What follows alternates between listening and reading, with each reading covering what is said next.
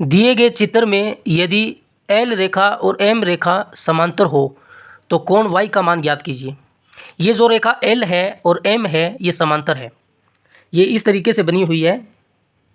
ये एल रेखा है और ये एम रेखा है, और इसको हम आगे बढ़ा सकते हैं।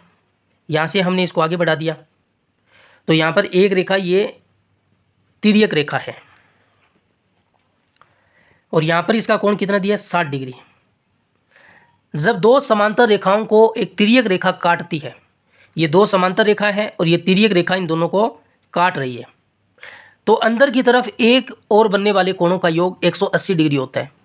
ये 60 डिग्री अंदर बन रहा है और यहाँ पर भी देखिए ये जो कोण बनेगा कितना बनेगा, इन दोनों का योग 180 के बराबर होता है।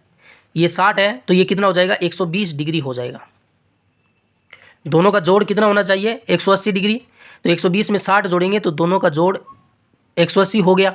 तो ये वाला जो कोण है ना यहाँ पर बन रहा है, यहाँ से देखिए ये कोण 120 डिग्री हो जाएगा।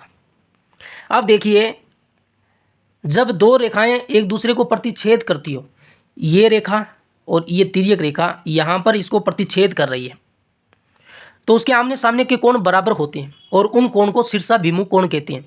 तो 120 डिग्री के सामने वाला कोण ये होगा, तो ये भी 120 डिग्री हो जाएगा। ये आमने सामने के कोण बराबर होंगे क्योंकि ये दो रेखाएं एक दूसरे को काट रही है और इन्हें हम शीर्षाभिमुख कोण कहते हैं।